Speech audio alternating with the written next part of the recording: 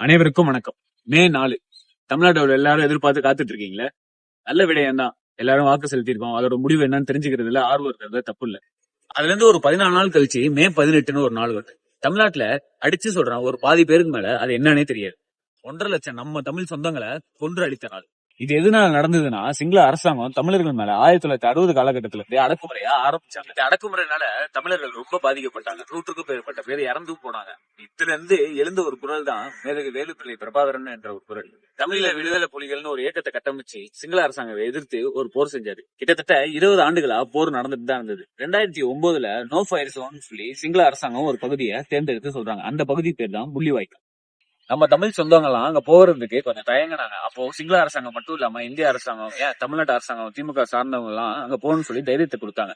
அங்க கிட்டத்தட்ட லட்சக்கணக்கான மக்கள் உள்ள போறதுக்கு முயற்சி செஞ்சாங்க. அப்போ சிங்கள அரசாங்கம் நிர்வாணப்படுத்தி, அப்பாவுக்கு முன்னாடி பொண்ணை, அம்மாவுக்கு முன்னாடி பையனை, இந்த மாதிரி ரொம்ப சித்திரவதைப்படுத்தி, கொச்சப்படுத்தி ரொம்ப அடக்குமுறைக்கு உள்ளாக்குனாங்க. இது எல்லாத்தையும் தாங்கிக்கிட்டு ஒரு நல்ல வாழ்க்கையை ஆரம்பிக்கலான்ற ஒரு நம்பிக்கையோட முள்ளிவாய்க்காலுக்கு நம்ம சொந்தங்கள் போனாங்க. ஆனா அங்க நடந்தது வேற.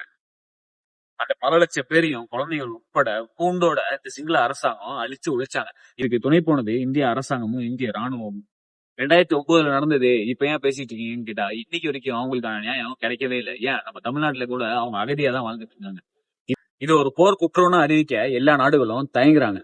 போராடினவங்களை தீவிரவாதின்னு கட்டமைச்சு வச்சிருக்காங்க. அந்த நிலைமையில தான் நம்ம இருக்கோம். அதனாலதான் திருப்பி திருப்பி திருப்பி இந்த நாளை பத்தி பேச வேண்டிய தேவை இருக்கு. தயவு செஞ்சு மே 18னா என்ன, முள்ளிவாய்க்கால்னா என்ன, விடுதலை புலிகள்னா யாரு, அவங்க என்ன செஞ்சாங்க, ஏன் அவங்க தீவிரவாதம்னு சொல்றாங்க, இது எல்லாத்தையும் தெரிஞ்சுப்பீங்கன்னு நினைக்கிறோம். வரலாறு தெரிஞ்சுக்கணும்ன்றது 1000 வருஷத்துக்கு முன்னாடி நடந்தது, 200 வருஷத்துக்கு முன்னாடி நடந்தது, ராஜராஜ சோழ வரலாறு மட்டும் இல்ல. நம்ம சொந்தங்கள் வெறும் ஒரு 10 வருடத்துக்கு முன்னாடி நடந்த வரலாறு கூட நமக்கு மறைக்கப்பட்டிருக்கு. இந்த மாதிரி காணொலிகளை முடிஞ்ச அளவு பகிருங்க. உங்க வரலாறு என்னன்னு தயவு செஞ்சு தெரிஞ்சுக்கோங்க. நன்றி. தொடர்ந்து உங்க அன்பையும் ஆதரவித்தாங்க.